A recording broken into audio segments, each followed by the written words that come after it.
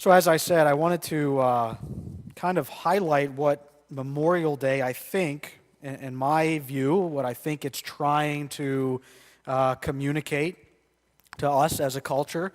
And I want to do that, and you can think about this, help me think through it as well. I want to do that with regaining our sense of transcendence. And why I was thinking about that in reference to Memorial Day, and whether or not our culture is getting rid of that, or we're struggling to have this idea of transcendence. What are the implications of that? If we lose this understanding of transcendence, what are the implications? So we're going to define what that is. We're going to talk about that in reference to what David had to say in Psalm 139, where he talks about this in a very kind of big picture. He's talking about God, and I used this very same scripture when we were talking about the attributes of God, when we talked about God's omniscience, meaning that God knows all things, God's omnipotence, meaning God is all-powerful, and God's omnipresence, meaning that God can be everywhere at the same time. David is highlighting all those things in this particular psalm, and we talked about that in terms of who God is and how he has revealed himself. But he's really addressing this big picture of this God is transcendent. He is above everything. Time, space, matter. So we're gonna talk about that, define that, hear what David has to say about that. But I think our culture tries to understand this idea of transcendence through Memorial Day. And you can agree or disagree, but I want to use this as an example to get us to that understanding of transcendence. Does anybody know when Memorial Day originated? When did we start Memorial Day? Now, somebody in first service had that answer. Anybody know? Huh? You can Google it? Yeah, thank you.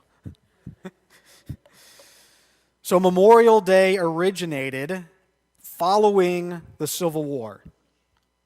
So one of the things we do at Memorial Day is we put out these American flags at all these gravestones of people that have served and died in service to the country. And so this is just a picture of Arlington Cemetery at Memorial Day, where all of the graves have these flags. So we're commemorating this sacrifice they made. So this happened right after the Civil War, where both the North and the South, it was called Decoration Day, where they decorated the gravestones of the soldiers who had been killed during the Civil War. So both the North and the South were doing this. This was during President Lincoln's time, and so because of the shock and the trauma of the Civil War, President Lincoln tried to come up with a way to unify the nation.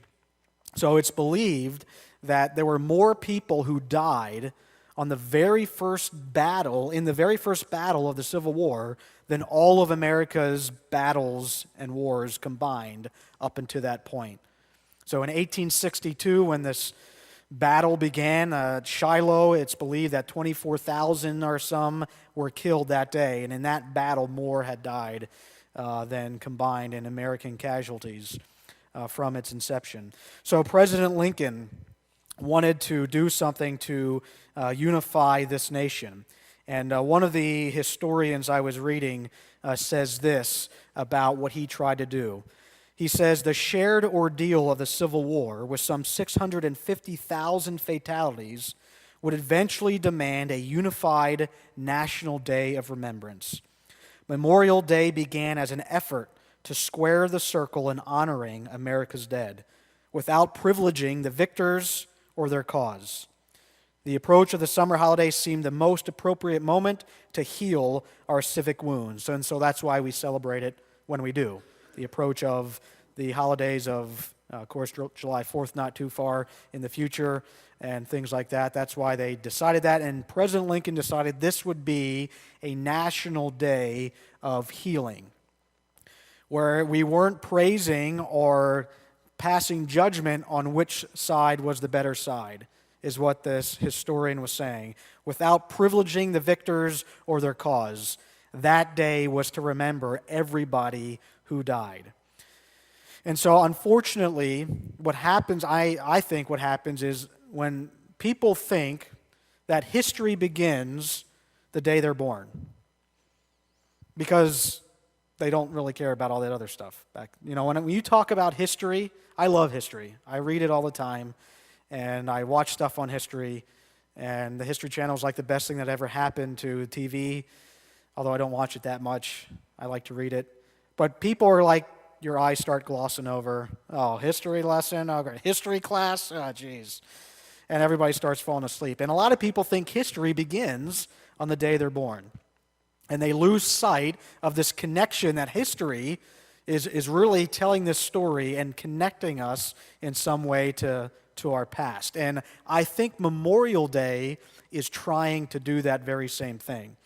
President Lincoln said this about that Memorial Day, about the Civil War. He says, by their ultimate sacrifice, Lincoln called that the last full measure of devotion. The mute war dead argue that even heroic men are less important than the eternal values of freedom and democracy that shall not perish from the earth. So Lincoln was kind of equating something. And this is the idea that I want to get. Regardless if you agree with Lincoln's statement, Lincoln was coming up with something that was transcendent. He said there's something even more important than the heroic dead who lay in these graves. There's these eternal values. There's something transcendent here that is taking place.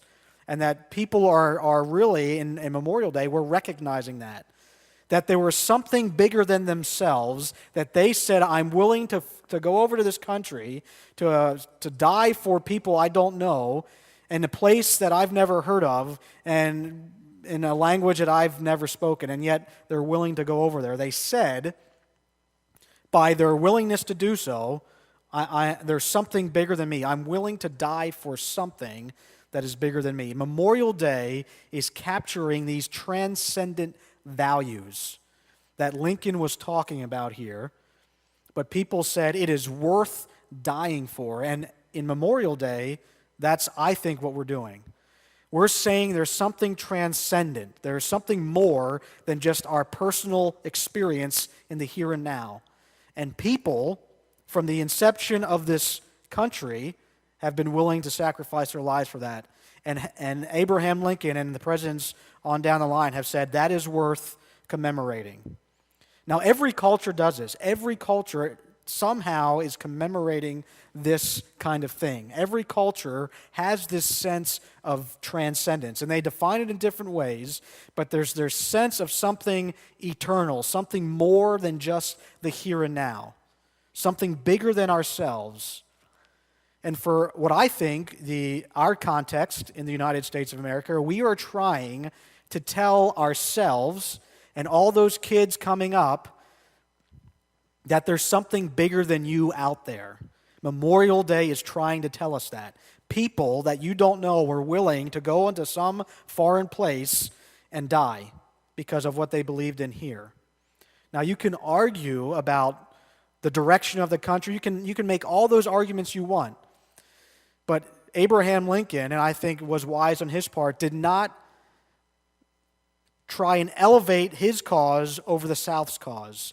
He tried to unify a country by recognizing people here died for a cause. At that time, young men specifically died. They had their whole lives ahead of them, and they died for something bigger than themselves.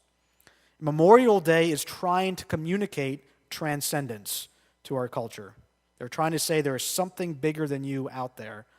And I think that something bigger than you starts with God. I think there's pointers that point us in the direction of God, and transcendence is one of those pointers. I want to define it for you, and I want you to hear how David talks about transcendence. This is how the dictionary comes up with transcendence: going beyond ordinary limits, surpassing, exceeding, transcending the universe, time, space, etc., that kind of thing. There is something beyond our present experience. It transcends the here and the now. In terms of how we understand God, that God is transcendent, He is exalted far above the created universe, so far above that human thought cannot imagine it. It isn't that God's up there and we're down here. We're not talking about space. We're not talking about a geographical location. We're talking about that God is so high above us that we can't even comprehend him. That we have to, and God reveals himself in language in such ways that we can understand it. And you'll hear David use words. God has chosen to reveal himself in this way. And I want to read this for you, and I have that first slide that I had was this beautiful picture, this beautiful piece of scenery. And I think there's something about these, when you go someplace and you have this view, like if you're looking out over a mountain or you go to the beach early, there's nobody around and the sun rises there or the sunset or whatever, and you see it, you're in awe of what you're looking at. It's like this thing you can't comprehend. There aren't words to describe this beautiful image. That's where we get the word awesome. You can't describe it. It is an awesome thing, and that's how God is described in Scripture. But that's how we see these beautiful pieces of scenery, this landscape, and it's just like this amazing picture, and there's no words for it. I think that is connecting us to transcendence. And people they travel to these high mountains to have some kind of spiritual experience because that is what they're searching for. And I think it's true. I think that can happen, but the search is going to lead, I believe, to God. There's a group of people from a church in Willow Street, which is in Lancaster area, southern Lancaster County. And this guy and I think 5 other people are backpacking in Europe. And they're backpacking on a specific trail where people go to have a spiritual encounter. I forget the name of it. I think it's in Spain, but people specifically travel this trail and go on this hike or whatever because they're looking for a spiritual encounter. And so these 5 people went there specifically to help them find that spiritual encounter, which they think they'll encounter the God who created all of it. So this is like a missionary trip for them, of like when Paul was in Athens and he's seeing all these idols and stuff, and there's one that says, hey, here's the unknown God. And Paul says, let me tell you about this unknown God that you have an idol for. And they're there to say, you're looking for this spiritual experience. Let me tell you about the God behind that. When you look out and see this thing that is so transcendent, what are you searching for? They're saying it's going to God. They're searching for God. Well, David is capturing that. David's circumstances are not great right now in his life. He's looking for something more, and he starts focusing on God. There is more than just the here and now, he is saying. And I want to suggest that David is capturing something that our culture is trying to tell us as well. That there's something more than just us. It's not just me. It's not just the here and now. And what happens if we lose that idea? To me, Memorial Day is trying to capture that for all of us as a nation, trying to capture this bigger picture, this bigger thing that was, someone said it was worth dying for. They're trying to capture these eternal values. So David tries to do that in Psalm 139. I want to read that for you. And you can read along if you want, or you can look up at the screen. I have pictures that if you were there, and I know the picture isn't going to capture it as much as if you were standing there on that mountain looking out of it, imagine that feeling you would have. That is, to me, transcendence, and that's what David is trying to capture here when he's talking about God. He says this in Psalm 139, "You have searched me, Lord, and you know me. You know when I sit and when I rise. You perceive my thoughts from afar. You discern my going out and my lying down. You are familiar with all my ways. Before a word is on my tongue, you, Lord, know it completely. You hem me in, behind, and before, and you lay your hand upon me. Such knowledge is too wonderful for me, too lofty for me to attain. Where can I go from your spirit? Where can I flee from your presence? If I go up to the heavens, you're there. If I make my bed in the depths, you are there. If I rise on the wings of the dawn, if I settle on the far side of the sea, even there your hand will guide me. Your right hand will hold me fast. If I say, surely the darkness will hide me, and the light become night around me. Even the darkness will not be dark to you. The night will shine like the day, for darkness is as light to you. For you created my inmost being. You knit me together in my mother's womb. I praise you because I am fearfully and wonderfully made. Your works are wonderful. I know that full well. My frame was not hidden from you when I was made in the secret place, when I was woven together in the depths of the earth. Your eyes saw my unformed body. All the days ordained for me were written in your book before one of them came to be. How precious to me are your thoughts, God. How vast is the sum of them. Were I to count them, they would outnumber the grains of sand. When I awake, I am still with you. So David is trying to capture this transcendent God. He's using language to try and help us understand that, but he's saying this God is far above anything we can imagine. This idea of transcendence is the quality of being, not that God is at a different space, but his quality of being is so different from ours.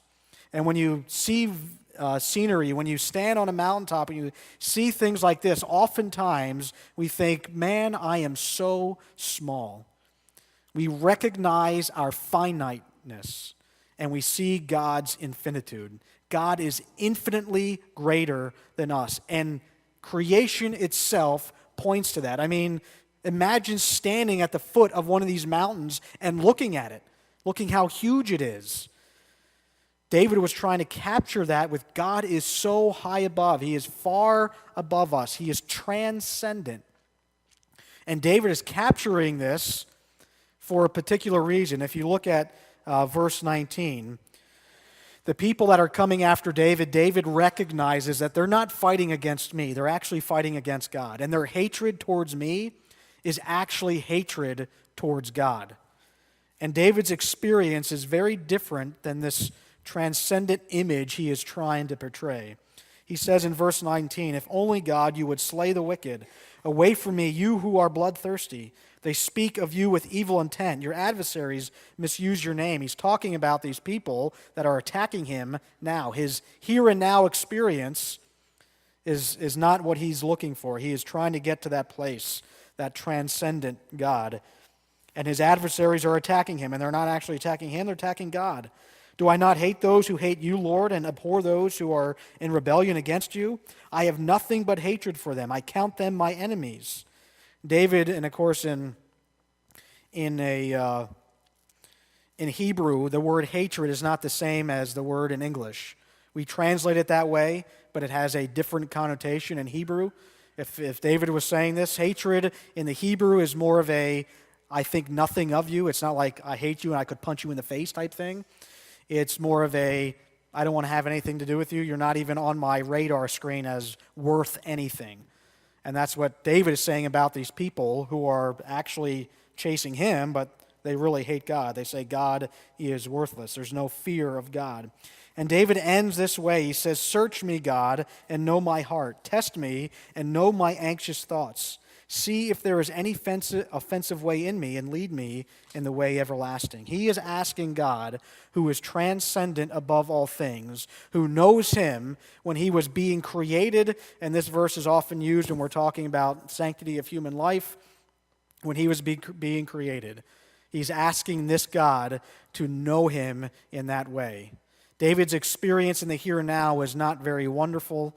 He was looking for that transcendent, that connection to something bigger than him. Because David ultimately knew God was doing something bigger than in the here and now. In David's experience, God had told him he's going to make him into this great nation. And David is looked at as the king of the Old Testament. When Jesus is walking around, they're like, you're going to restore the kingdom back to David's day, right? David was that guy. So David, in his experience, knew God was doing something bigger than just this one small individual guy named David. And he was trying to make that connection. And anybody reading that psalm, all the people after David, as David was penning that, and everybody who sang it afterwards, that's the same thing they're trying to capture. There is something bigger. God is doing something bigger than just in the here and now, than just in you. God's plan is for all of history and all of humanity, not just a specific time and place. It was transcendent.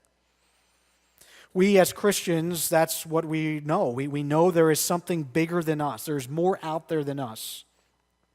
As a culture, we were trying to communicate that. We were trying to communicate that something bigger than us through something we call Memorial Day, by saying these people gave their lives for people they didn't even know and for people that were born many, many, many years after them. They were trying to capture there's something transcendent happening. And regardless of what you believe, there is something different here. There is a difference between me raising Lily and Leah here in Schuylkill Haven than if I was trying to do that in Iran, or if I was trying to do that in Iraq, or if I was trying to do that in China, if I was trying to do that in Vietnam. There is something different happening in me being able to do it here. There was something worth trying to make that happen for the generations after them that went over to these places and said it's worth protecting that place. In a novel that I read by a guy by the name of E.B. Sledge, he was a Marine that was serving in the Pacific Theater during World War II.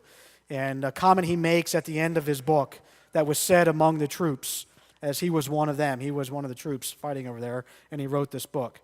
And he said, everybody used to say, a country worth living in is a country worth dying for. That was their attitude. There was something different, something bigger than them, that they were willing at 20 or younger to sacrifice it all for other people. They had their whole lives ahead of them, and yet they gave it up for something bigger than themselves. What happens if we lose that? I want to suggest to you that that is what David is trying to capture here so that people won't forget that. That is something we have to remember as people, as Christians, that God is doing something bigger than just us. And I think as a culture, we are trying to say there is something out there bigger than you. I was listening to a song, not because I wanted to. Lily watches Disney Channel. And I'm conflicted. Lily's not here today, so you can't tell her I said this either. I'm conflicted about whether I want her to watch Disney Channel. And I probably read too much into this stuff. I look at this stuff too much. But there was a song that came on that bothered me, that I think is what is actually the attitude of lots of people today. You know, in Christian traditions, there'd be Christian traditions, people that I'm friends with, people that I could worship in their church, they could worship in my church, they would serve me communion, I would serve them communion, that would be angry by that being in our sanctuary, the American flag. They just don't think it belongs in a sanctuary. They don't think it belongs in a church. They don't think any of that. I disagree with them, and we can still be friends. Imagine that. We disagree, but we're still friends. We would still worship together. We would still love each other, but they don't think that that belongs there. I think that is communicating something, though, about who we are as a people. I don't live devoid of a culture or a context. And I have a citizenship in heaven. That's where my allegiance lies, but I'm also a citizen of this country as well. And I think there are some values that are transcendent of culture, place, and country. Things worth living for, things worth, some people said, even dying for. So there's this song, and this girl was singing it, and maybe I'm reading too much into it. You can disagree with me. Sure, that's fine. But I want to tell you what was going on in my mind. It was a Disney Channel. I forget the show. No.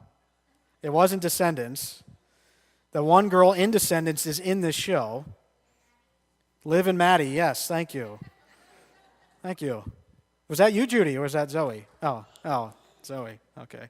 Here's what they say in this song. These are lyrics in the song, okay? Who cares if we are wrong or right? We're living for today.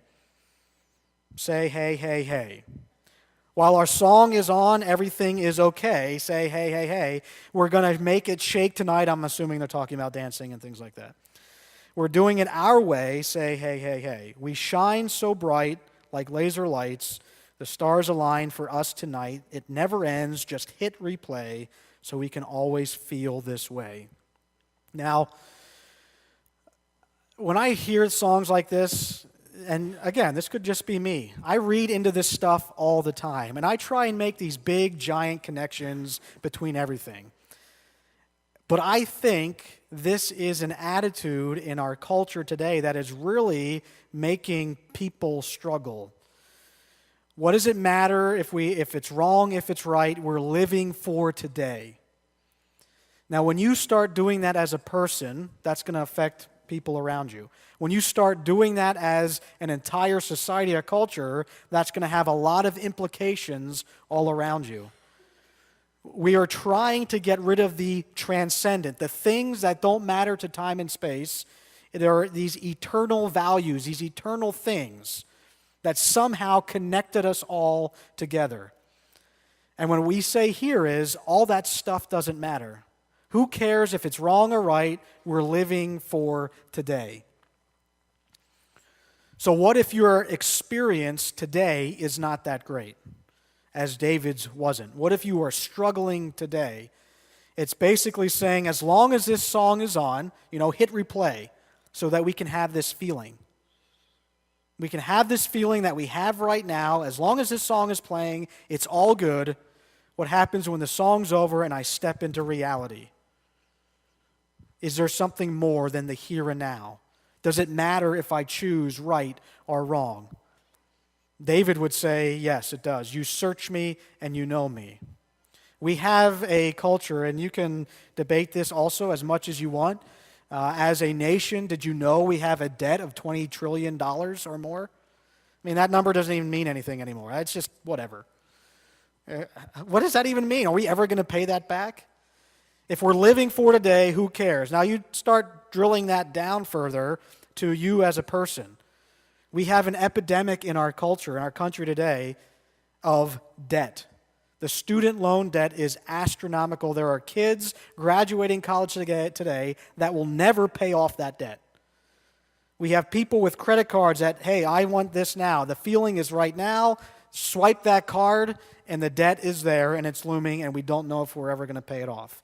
Now, those seem like simple things. To me, there is a connection between the here and now and the tomorrow. Removing transcendence, where it's all about the here and now, who cares about tomorrow? Who cares if I have to pay that person I bought something from? Who cares if I go in debt? Who cares if I don't do any of that stuff? Who cares if it's right or if it's wrong, as long as the feeling is here today? David would say that that's not how it works. And if we as a culture don't renew this sense of transcendence, then all those people that said, I care about what the world my grandkids are going to grow up in, I'm willing to go over to that place and die for it. What if nobody says that anymore? What if nobody says, who cares how the world looks 50 years from now, I won't be here? What if nobody says that? When we get rid of transcendence, if we can take God out of everything and this bigger thing, cultures all over the world aren't taking God out of stuff. It might not be the God of the Bible, but they're all searching for this spiritual connection. We are trying to take it out of everything. There's no such thing as supernatural, as transcendent. All we have is matter and experience now.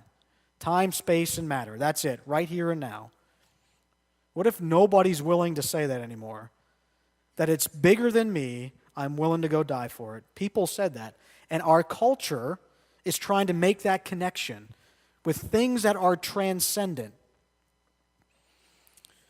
I don't think this is atypical. I think this is the attitude of a lot. I don't just listen to Christian music. I listen to a lot of different songs, partially because I want to hear what they're saying. I want to know what's going on. How does this help that person who is struggling? When the song stops and you can't hit replay and you step out into this world that doesn't feel the way this song feels, now how do you answer their questions? If it's all about the here and now, is there any hope for tomorrow? Is there any hope for the future? What if nobody says, I'm willing to sacrifice for the betterment of the people coming behind me? It was interesting when I may have said this before, I don't remember. Jess's grandmother turned 100 years old. I thought I told you that. But we had a birthday party for her. And we got to see from her birth to where she is now at 100, and we had these big posters.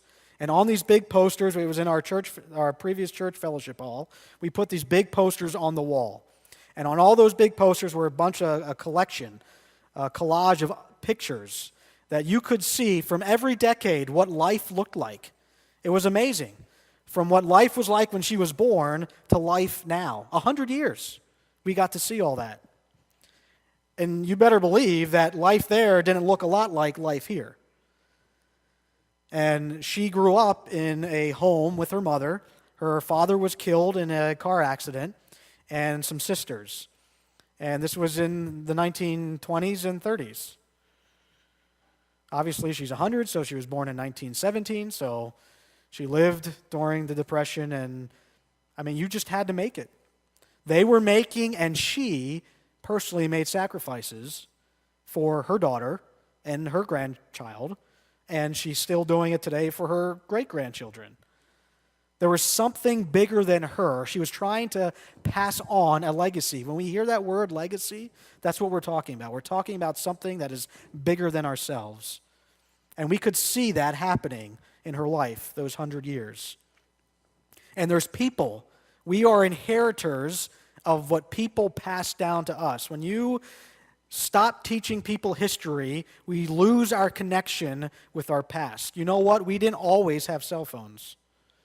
When you were on the road and your tire went flat or something happened, you had to actually go to somebody's house, walk to a gas station. You had to actually do something or change your tire. We couldn't connect to each other. When you wanted to read something, read a book, at one time you had to light a candle and do that and read it. There was no electricity. If you wanted heat, you better go chop some wood and put it in the fireplace.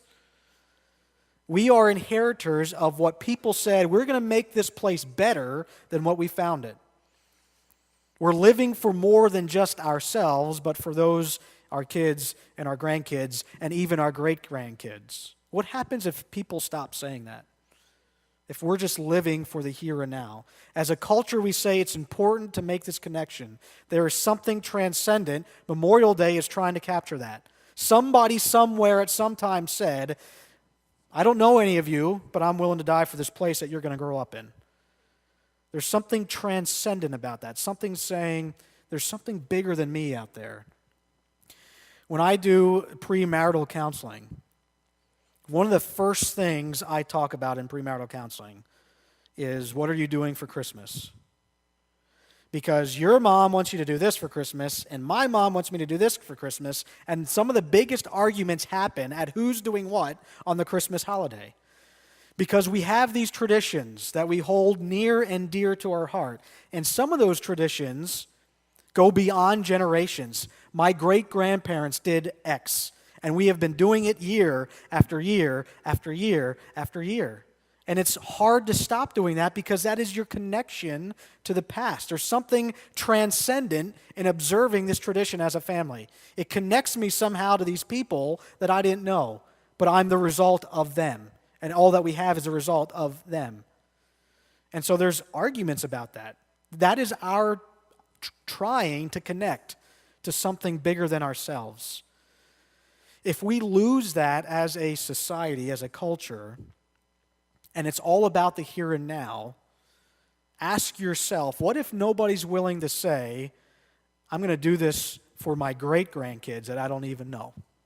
What if nobody's willing to say that? To me, and you can disagree, to me, when you take God out of everything, regardless if it's the God of the Bible or just gods or a God of some kind, the supernatural, when you remove all that, we stop this idea of transcendence. Now that's important, I think, as a Christian, but I think it has implications. There's always ripple effects to all of this. When you throw that stone in the pond, you have that splash, but there's a ripple effect that goes out. And I think that's what's happening in culture. That's why we still observe Memorial Day, because we were trying to make this connection to our past, that somebody said, there's something bigger out there than myself. A sense of transcendence reminds us that we are finite beings and God is infinite.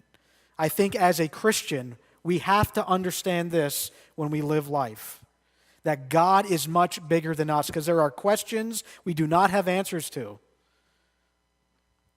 But we are infinite. We are finite. God is infinite.